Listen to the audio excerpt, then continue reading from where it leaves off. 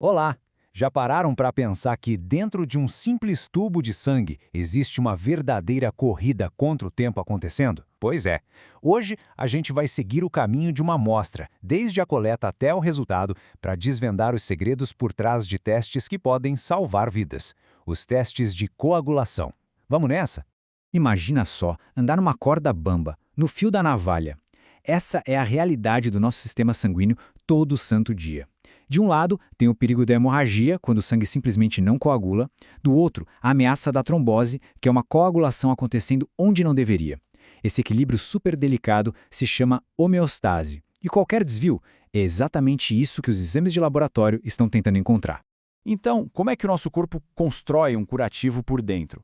É como se fosse uma pequena obra. As plaquetas são os tijolos, sabe? Elas chegam primeiro no local da lesão para formar uma barreira inicial. Só que tijolo sozinho não segura a onda. É aí que entra o fibrinogênio, que vira fibrina, e funciona como o cimento, amarrando tudo e criando um coágulo forte, estável. Essa jornada toda, da coleta até chegar no diagnóstico, é uma missão muito precisa, que a gente divide em 3 fases críticas. E olha, cada uma delas é absolutamente fundamental para o resultado final ser confiável.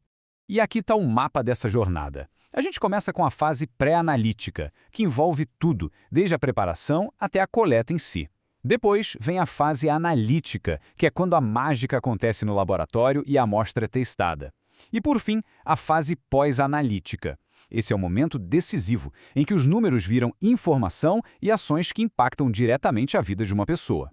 Vamos dar um zoom agora na primeira fase, a pré-analítica. Pode até parecer a parte mais simples, mas é aqui que a maioria dos erros acontece, e um errinho pode invalidar o processo inteiro. E o segredo para dar tudo certo começa com um item bem específico, o tal do tubo de tampa azul. Olha que curioso, para a gente poder analisar a coagulação, a gente precisa que ela não aconteça dentro do tubo. Se o sangue coagula antes do teste, como a gente vê ali na primeira imagem, todos os componentes que a gente queria medir já foram consumidos. A amostra basicamente virou lixo. O que a gente quer é o plasma, aquele líquido que sobra quando a gente impede a coagulação, mantendo todos os fatores ali intactos e prontinhos para análise. E como a gente consegue o plasma? A chave de tudo está no tubo de tampa azul. Ele tem um anticoagulante chamado citrato de sódio. Mas o segredo mesmo não é só o que tem dentro, e sim a proporção. São exatamente 9 partes de sangue para uma de anticoagulante. Um pinguinho a mais ou a menos pode bagunçar a concentração e invalidar o resultado todinho. A precisão aqui tem que ser cirúrgica.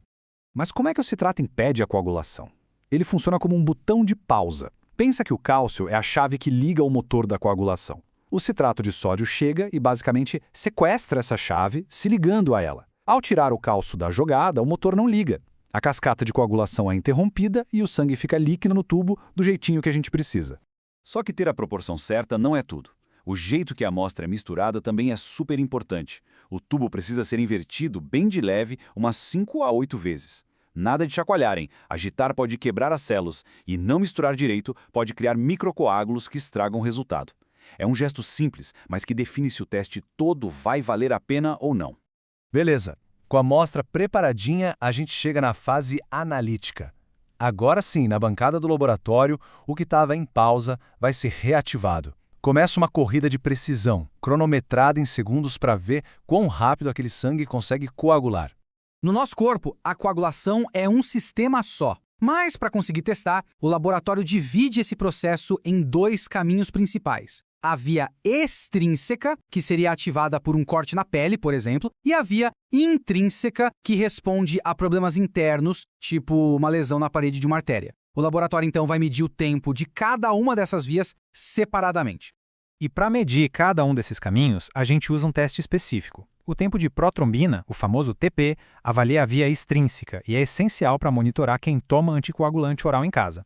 Já o TTPA, que é o tempo de tromboplastina parcial ativada, mede a via intrínseca e serve para acompanhar medicamentos de ação rápida, como a heparina, que geralmente são usados no hospital. Cada teste é uma corrida diferente com um gatilho de largada próprio. Lembra do botão de pausa? Pois é, agora o analista vai apertar o play, ele adiciona cálcio de volta na amostra, isso reativa toda a cascata, o cronômetro dispara, e a gente mede exatamente quantos segundos leva para o coágulo se formar. É uma corrida de altíssima precisão. Os cronômetros pararam. Agora a gente tem os números, mas o que eles realmente significam? Aí entramos na fase pós-analítica, a etapa de tradução. É aqui que esses segundos são decodificados e viram informações vitais para a segurança de quem está sendo tratado. O tempo de coagulação em segundos pode variar um pouco de um laboratório para o outro, dependendo do método. Para evitar qualquer tipo de confusão, criaram um INR, ou a razão normalizada internacional. É um cálculo que padroniza o resultado do TP, criando uma linguagem universal. Assim, um INR de 2,5 tem o mesmo significado clínico aqui, no Japão, em qualquer lugar do mundo.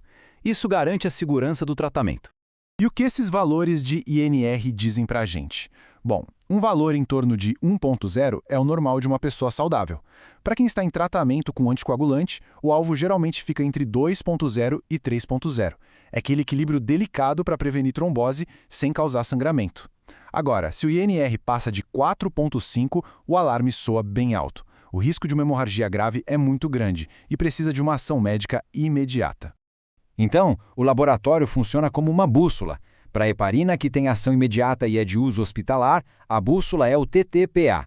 Já para a varfarina, que tem ação lenta e é usada em casa para prevenção a longo prazo, a bússola é o TP e, claro, o INR. Cada medicamento tem o seu teste guia para garantir o ajuste perfeito da dose. E com isso a gente fecha a jornada. Vimos como uma amostra de sangue viaja desde a veia de uma pessoa até se transformar num resultado que guia decisões médicas importantíssimas, completando um ciclo de diagnóstico. Esse ciclo completo conecta pontas que parecem distantes. A biologia complexa do nosso corpo, o rigor técnico lá do laboratório e a sabedoria da decisão clínica na ponta. Cada fase, desde a escolha do tubo certo até a interpretação do INR, forma uma corrente de ações com um único e grande objetivo: garantir a segurança de quem mais importa.